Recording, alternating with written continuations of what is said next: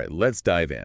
We're tackling Islamic empires today, and wow, this Islamic Empire Study Guide Answers 2024 you sent over looks pretty comprehensive. It seems like you're really aiming to get a good grasp on, you know, how these empires came to be, how they spread, what made them unique, and what kind of lasting impact they had. It's really fascinating, actually, because your study guide goes beyond the typical, politics and military conquests. It really digs into the religious aspects, cultural influences, and even some really specific architectural styles. Oh, and the geographical factors that played a role, too. It's all connected. So I guess to start at the very beginning, we should probably talk about Islam itself. Your study guide jumps right into Mecca and the Kaaba. Whenever I hear about the Kaaba, I always picture this like giant black cube draped in cloth. Yeah, that's a pretty accurate image. The Kaaba is considered the holiest site in Islam, and it's located in Mecca, which makes that city like the spiritual center for Muslims all over the world. I mean, Muslims face towards the Kaaba during their daily prayers, no matter where they are. Wow, that's powerful, like a universal compass for their faith. Exactly. Now, the study guide goes on to introduce Muhammad, the founder of Islam. His revelations are all documented in the Quran, which is the holy book of Islam. And this is where we encounter the core belief of Islam, the Shahada. It basically states there is only one God and Muhammad is his prophet. Okay, so one God, Muhammad as his messenger. Sure. Straightforward, but powerful. So what happened after Muhammad died? I mean, who took over? That's where the concept of the caliph comes in. The caliph is basically the successor to Muhammad, a leader who has both religious and political authority. The first caliph was Abu Bakr, who was a close companion of Muhammad. Makes sense. So the study guide then points out that Islam expanded in three main ways. Let me see. Military conquest, trade routes, and then this idea of offering unity and stability during times of, well, I guess instability. You got it. Military conquest definitely played a part, but it's important to remember that trade routes were absolutely crucial for spreading the faith. Think about it. Muslim merchants traveled incredible distances, and they carried not just goods, but also their beliefs with them. And then there's the appeal of unity and stability.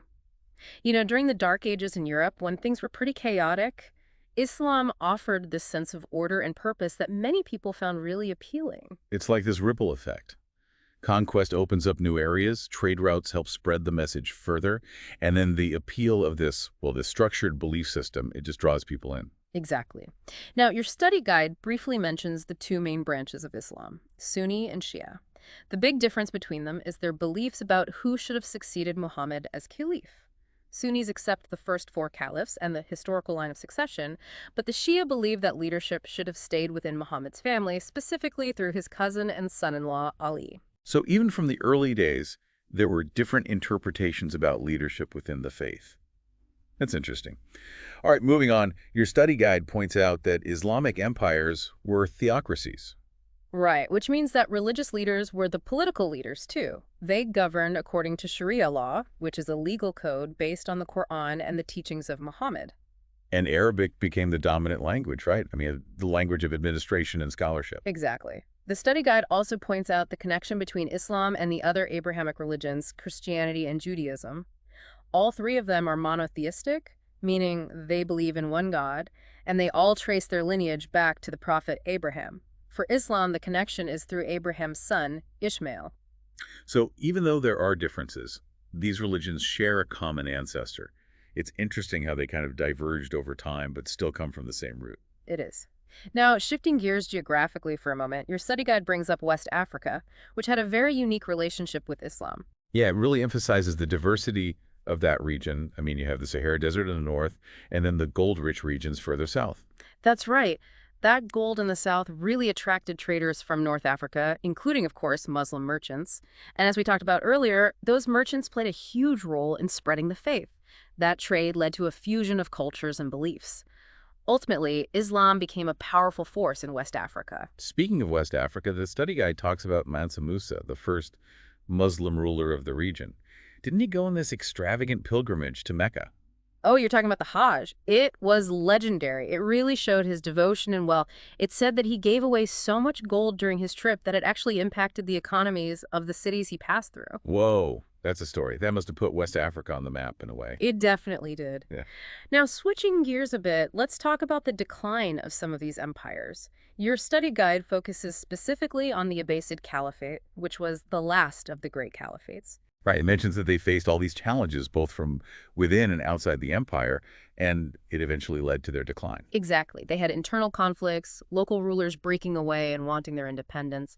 And then externally, the Seljuk Turks, who were also Muslim, emerged as this really powerful force, essentially overshadowing the Abbasids. So it was like a slow unraveling, this mix of pressures from all sides. Precisely.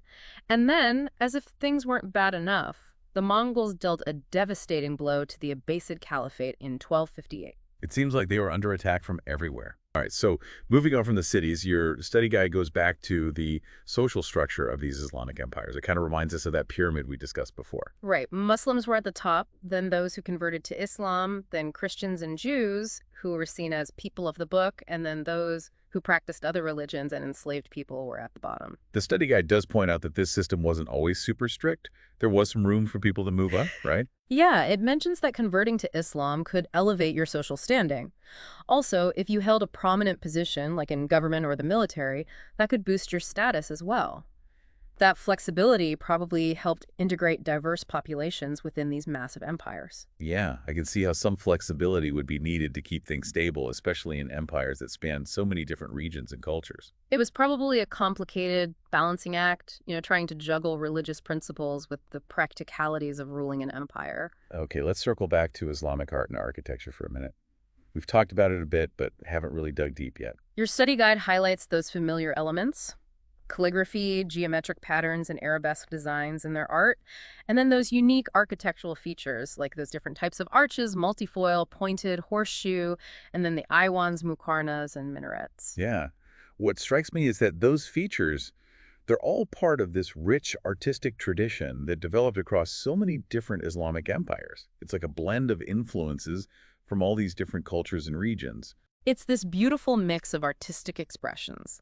Each empire brought its own unique perspective and artistic heritage, and it created this really cool fusion of styles and techniques. I'm really intrigued by that whole idea of cultural blending.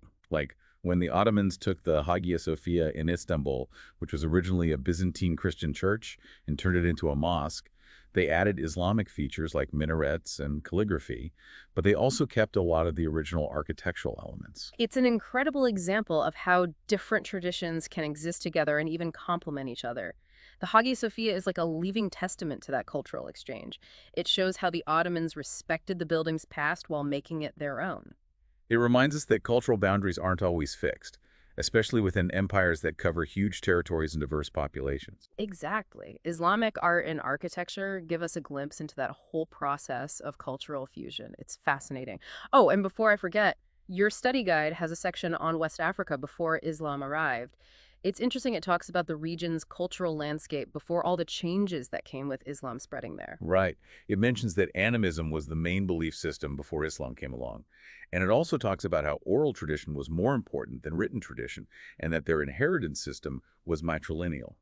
Those are some big differences from the Islamic traditions that later became dominant in the region. It really makes you think about the transformations that happened as Islam interacted with the existing beliefs and social structures. It shows that cultural encounters often lead to this mix of influences.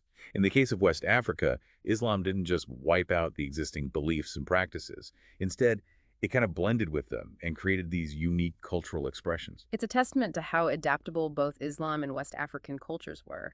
The meeting of those two worlds created a really rich and multifaceted cultural landscape. So as we wrap up our deep dive here, your study guide has this really handy chart summarizing all the key Islamic empires we've been exploring.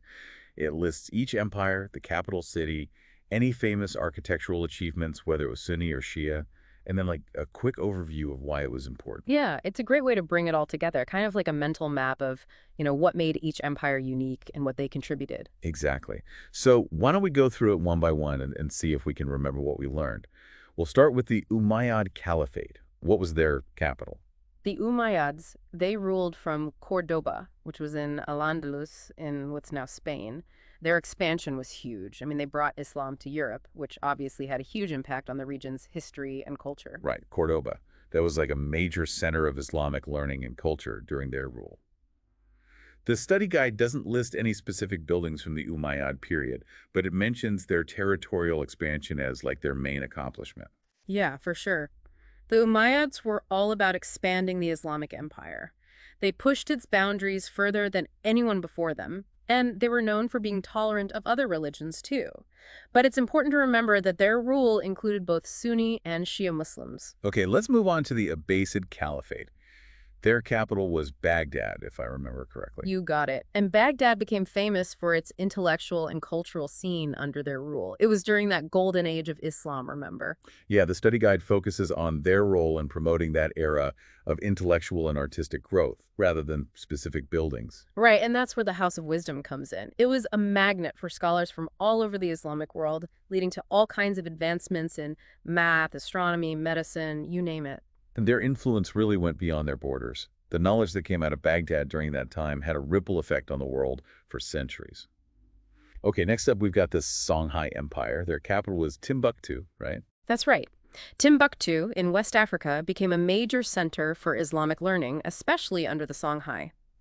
They had the Sankore University, which was just as prestigious as the House of Wisdom in Baghdad. It's amazing to think about these vibrant centers of learning popping up all over the Islamic world. They were united by their faith and this shared desire for knowledge. Mm. And if I'm remembering correctly, the Songhai were primarily Sunni Muslims. You are. The Songhai played a big role in spreading Islam throughout West Africa. They kind of blended it with the traditions that were already there and really shaped the region's culture. Okay, let's move on to the Safavid Empire. Now, they were a little different, right? Yes, the Safavids were the last Persian empire, ruling over what we now call Iran. They were known for their beautiful architecture, especially the Shah Mosque in Isfahan.